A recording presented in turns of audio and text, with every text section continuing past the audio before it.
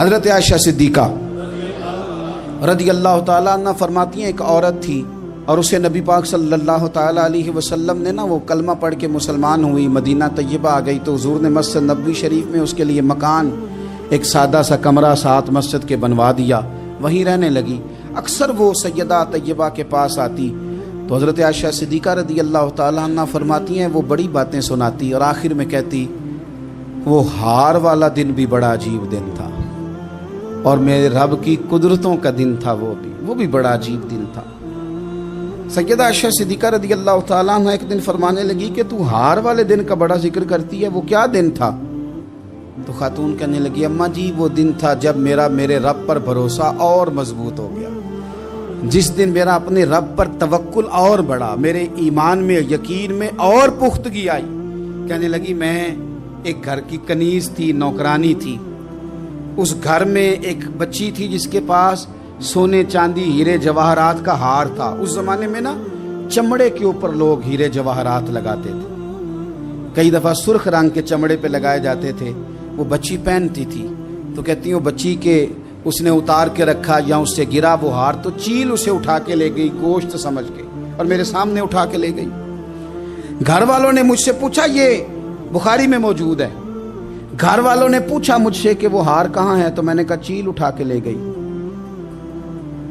گھر میں کچھ چوری ہو جائے تو سب سے پہلا الزام کس پہ لگتا ہے؟ ملازمین پہ۔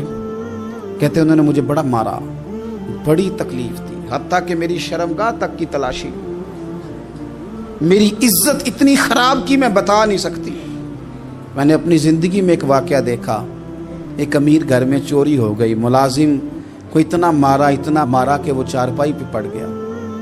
پولیس والوں سے اتنی مار پروائی گئی کہ وہ بیچارہ چارپائی پہ پڑ گیا، اور پھر وہ اتنا بیمار ہوا اور کچھ دنوں کے بعد پتہ چل گیا کہ چور تو اپنا بیٹا ہے ان کا، پھر اس کا انتقال ہو گیا۔ اب وہ سیٹھ صاحب اور گھر والے آ کے مرنے والے کے کان میں معافیاں مانگ رہے ہیں، کان میں۔ تو میں نے ان سے پھر کہا تھا کہ یہ تو اب چلا گیا ہے، تمہارا زور چلتا تھا نا تو تم نے قانون خریدا اور تم نے اسے جتنا ہو سکا تم نے اسے مار پڑوائی، تمہارے پاس جو عدالتیں تھی تم نے وہاں کارروائی کی، اب ایک عدالت قیامت کے دن لگے گی۔ یہ کمزور تھا نا، کچھ کر نہیں سکا۔ میرے نبی پاک صلی اللہ علیہ وسلم نے فرمایا سن لو، اگر سینگ والی بکری نے بغیر سینگ والی بکری کو تکلیف دی ہوگی نا تو قیامت کے دن اسے بھی بدلہ دینا پڑے گا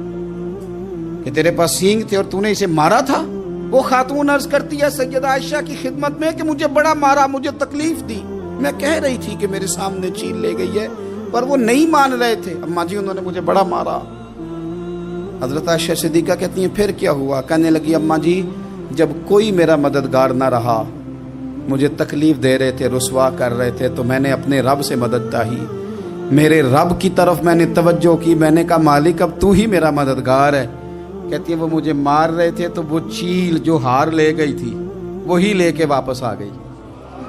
اور ہمارے سروں کے قریب لا کے اس نے جب اس ہار کو پھینکا وہ مجھے چھوڑ